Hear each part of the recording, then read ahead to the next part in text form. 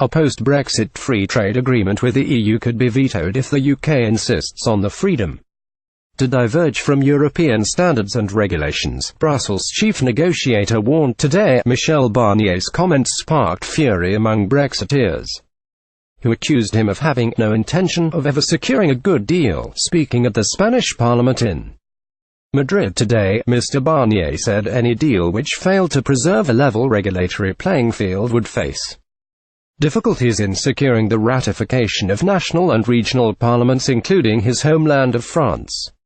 Up to 38 national and regional legislatures in the EU will hold a veto on any trade deal, and any one of them has the power to block it, he said. A trade agreement with Canada almost collapsed in 2016 over a threatened veto from the Walloon Parliament in Belgium.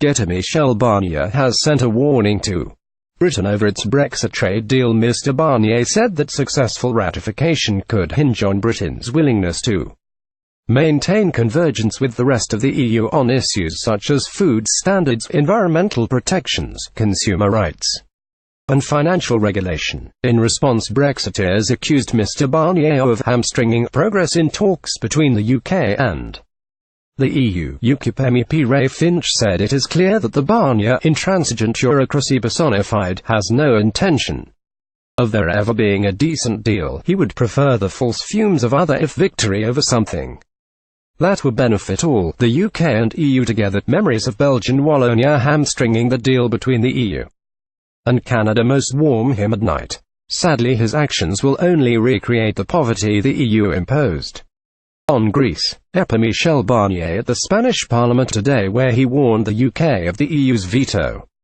power. The freedom to diverge from EU rules is viewed as a holy grail by supporters of a hard Brexit, who regard it as essential for the UK to strike new trade deals with the US and other economic powers around the world.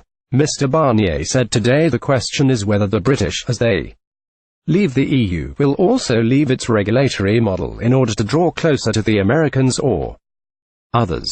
It's an important question because it will determine the model for cooperation we adopt and the rules we will need to avoid regulatory competition and dumping.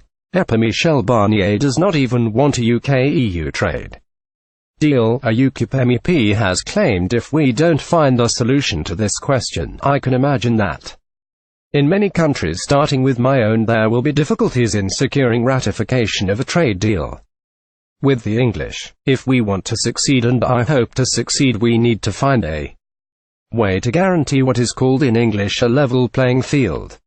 There was no reason why the EU would weaken its own social model to accommodate a UK desire to converge, he said.